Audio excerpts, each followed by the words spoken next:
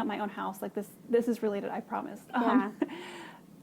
I sometimes, when I want to just recycle magazines, I'm like, okay, but if somebody had just recycled magazines in 1925, I wouldn't have a resource to look at. Right. So is somebody in 40, not the 20 was 40 years ago, but right. Is somebody in 20, 30, 40 years so odd, right? going to be really glad that I held on to this? What do I do with it? I can't hold on to it, but like, where do I put it? 100%. And so it's one of those weird things, but there is also, tangential to that, is starting with the 1980s specifically. Yeah. I know you just kind of offhandedly mentioned that, I'm sure, but like starting with, this is with all resources, with clothing items, with kits, with newspapers, magazines, all of that stuff.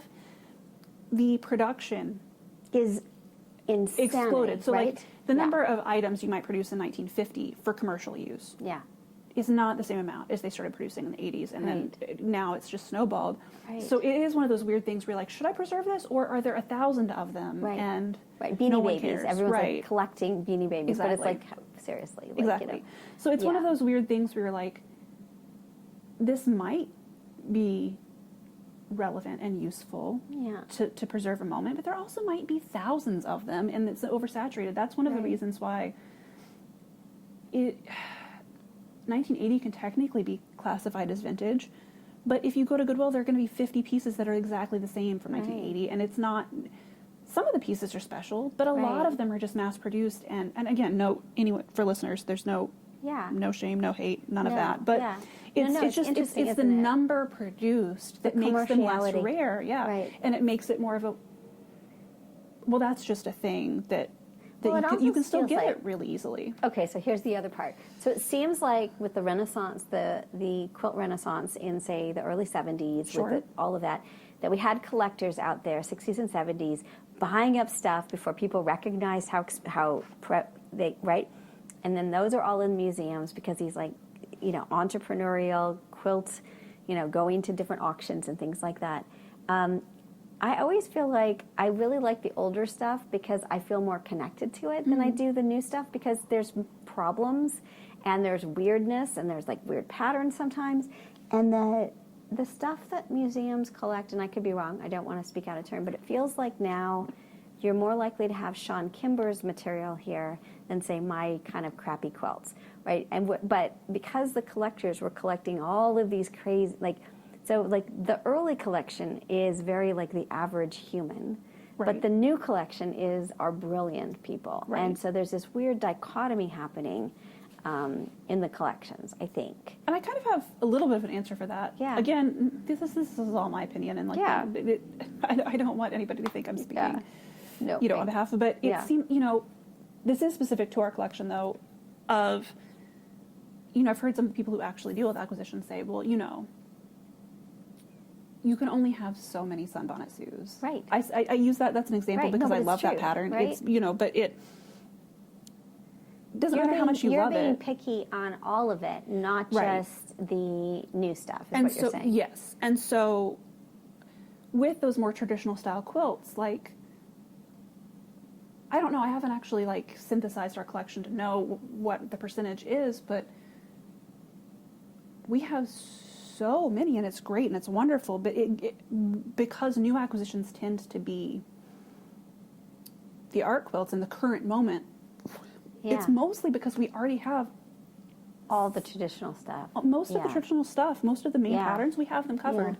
And if for some reason we didn't, we're looking for that, right? We're looking to fill those gaps. But at a certain point, you can achieve saturation in certain patterns. Totally get it. But it doesn't mean it's less important. And we still have them and we still show them all the time. It's just, So interesting, isn't it?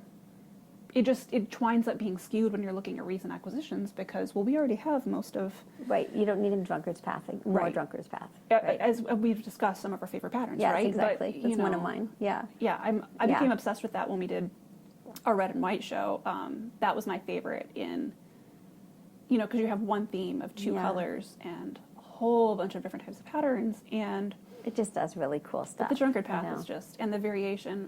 And you have a schoolhouse exhibit now, and I love the schoolhouse blog. Isn't that so much fun? About it, it's so great. And I don't know if you got a chance to get up close with some of those, but they're all technically schoolhouse, but every single one of them is different. And the way that they interpreted, like some of them, they did stitching, their quilt stitching. They did the panes in the windows. They did the doorknobs. And then in another quilt, they actually like got fabric and stitched a teensy tiny little doorknob. I saw that. That was amazing. It's incredible. Right? It's incredible. And like I didn't even, that stuff you definitely don't see right until you're putting it up. You don't see that on the little tiny picture on the database. But then you're putting it up and you're like, oh my gosh, every single one of these has a little doorknob. Yeah. Yeah. Do you need to? Okay. Yeah, I think it's okay. So a couple of things I want to do next. I want to talk more about sort of what you do in your job, and then a little bit about intellectual property and copyright and things that have sort of come. So tell me what you do. Like you get here in the morning. Like tell me about your job and like what it is that you do. Excellent. And again, remind our listeners what your title is. Sure. I am the assistant curator of exhibitions. Okay. And so that kind of means there isn't a typical. It's okay. There isn't a typical day. Sometimes we'll be installing exhibitions, and so on those days or those weeks, I hardly even see my office. Like I'm downstairs. We're in the galleries. We're hanging things. We're prepping things. Now when you hang things, because for those that have been, that it is very tall, like it is big and tall. Who is on the ladders? Who's doing the hanging? Like, do you have like other people? Are you up on the ladder? Oh, you are. Yes. Did they ask you if you're like afraid of heights during the interview? Yeah, I think they did actually. I think they did. But that is so, and only employees are allowed to get on the ladder. Like volunteers are not allowed to get on ladders. So, and then you've been to the West Gallery, which is even bigger. Sometimes for those, and especially like for red and white and shows like that, we have cherry pickers. That we sometimes have to use to hang quilts that are really big, or when we have quilts stacked that are really tall, like we take them up really tall. And so that is, we do that all ourselves. That's amazing. Yeah, and then we have, slats and like there are rails in the ceiling or like at the top of the wall that we hook in the cords and then the slats. Yeah. And then all of the mounts and stuff, 99% of the time we're building that ourselves. Every once in a while it'll be something huge and we have to contract it out because we don't have the space or the tools, but most of the time we're building our own mounts and then painting them and like getting them ready. And who's doing that? Are you doing that? It's other all people? Three. It's the... You know the irony of this, right? Which is that was what you would have been doing for your theater. It is. I know. Actually, like, whenever I'm building mounts, I'm like, this is basically just set design. Right, exactly. I absolutely laugh. You're like, okay, how did this happen to me? Every single time I do it, I laugh and think this is basically set design. Right. Go back to that 18-year-old and be like, you know what you're going to end up doing, right? It's literally set design and lighting. Yeah. Go figure. Right. Exactly. It's the same thing. I laugh a lot. So much. I laugh about that a lot. That's actually. really funny. I'm like, oh, this is all theater stuff. It's just here. Now, who's designing the spaces themselves? Is that part of your job as well? Or? I assist with that. My boss Camilo is the main point on that, but there are times when, like he's very receptive to feedback and like input, and sometimes we collaborate. Sometimes we say, this is an idea I have, and then let him run with it because he's really good at that. And then you're kind of helping with the execution of whatever it is. A little bit of all of it, yeah. So I know there have been a couple. I'll help with some of the writing of the like panels and things, but it's very collaborative. That's really cool. And even other departments, we're all collaborating on the writing of the panels or the kind of concepts that we're making, and everybody takes turns kind of planning the different exhibitions. But a lot of the time, we'll say, "This is my vision," and then let Camilo play with it, and then we'll sit with him, and he'll say, "Okay, what do you think of this?" And then we kind of go from there. I love it. So take us through the process of. And not all of your collections not all of your exhibits come from here. Correct. They also are traveling, and they're also collaborative with other places, I think, right? Mm-hmm. So take me through, like, somebody gets an idea. Who gets the idea? It comes from everywhere, right? Everywhere, yeah. I mean, we all take turns if we have an idea, and we throw it out, and we have meetings. We have exhibitions meetings, and then we'll pitch those ideas to the exhibitions committee. And when we have an idea, it'll be for, 4 or 5 years out. Yeah. I love so that, we're constantly planning farther out. And then when it gets closer, we start doing the research, and if we're reaching out to an artist, we're the ones who are discussing with the artist back and forth. Yeah. For which pieces we want and what the kind of vision is. Yeah. And if it's here in the collection, then that's really easy. We just take a look at the pieces, see which ones are going to work, Yeah. and start building a narrative for the show. I really like that. That's really cool. And what does it look like? Like, I'm kind of moving to your creative writing background. What does like an exhibit, like as you go, are you writing a script for it? Are you kind of, is it a story that you're telling as you go through? What does it look like as you're planning? So we have a script that kind of helps everyone. It's what we send to collections so they can pull things for us. It's whether we know whether or not there's a sleeve, that we need to add a sleeve. It's so we know. What does a sleeve help us understand what a sleeve is? Oh, sure. So the sleeve is what you put the slat in. So when we hang them, that way that it's not in contact with the quilt itself. It's a really safe way of minimal damage to. And I say minimal damage. It's not damaging, but it's the safest, most protective way to Really cool. Display a quilt. And but sometimes that's not there, and sometimes it's a traveling collection, and they have a different hanging system that they've already included, and so we take notes on that. That goes in our script, and then whoever is writing the kind of prompts. We'll write it, and then there are like 3 or 4 of us. We'll make sure we get our eyes on it and kind of edit together because you need another set of eyes. So Carolyn was saying that she thinks museums are about telling stories. Yes, absolutely. And sort of how you bring people in and tell that story has to be kind of mapped out so they know sort of wherever they go, it is the story. Like that they hear that it's a story. It's a story, a form of storytelling. It is, absolutely, and that's why it's why I do this. Yeah. Because I ultimately want to tell a story. I like that. And that's kind of ultimately how I wound up in museums. I mean, the other side of how I wound up in museums.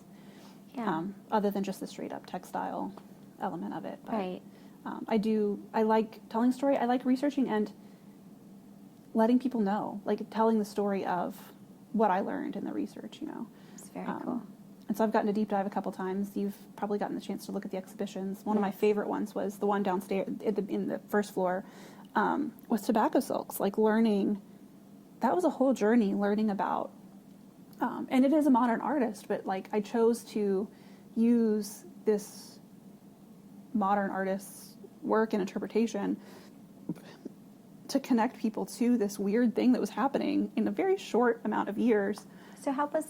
Why don't we do this? Sure. Back up a little bit to tell us what that is, and then maybe we can go downstairs and take a look at it, too. Okay. Would that sound Sure. be possible Yeah, before that we works end for you. today? So tell us a little bit about that exhibit downstairs. As you walk in, it's like the gift shop. It's often this like small little gallery. Yes. And it's really cool. So tell me a little bit more. What is it? And visually help us understand what you're doing with that one. Sure. It is, I haven't been downstairs in a second. I want to say Tabacchiana? At a Premium. And it is about, well, first, the modern artist used old antique and vintage The cigarette modern premiums. artist being what? Greta Mickelson. Okay. And is she modern meaning, is it contemporary like Yes. now? Yes. Okay. In fact, she actually was able to come out to visit right after cool. the show opened, and we got to chat and hang out, and it was really great. That's really cool. And Okay, so she's still making them. So 2023, so an artist that's currently working. Yes. Using materials from Yes. what period of time? So And are they late- the actual materials or are they Yes. reproduction? They of? are the actual materials from, I want to say, and I know I had my nose all in this, and I'm Yeah. blanking right now, but some of them I think are from the late 1890s, but that might have just been the cigar prints. But the early 1900s, primarily. And because by 1920, the fad was kind of over. And what is the fad exactly? They're called cigarette premiums or cigarette silks. And instead of, you've probably heard of baseball cards. You might have even heard that at one point, baseball cards used to be in packs of cigarettes and not like bubble gum. And it was a whole thing because some of the players were like, I don't want kids to be buying cigarettes just to have my, that whole thing. Right. Well, you may or may not know. But there was a time when instead of just cards and cigarettes of like different pictures of things, they put the same images on silks, so the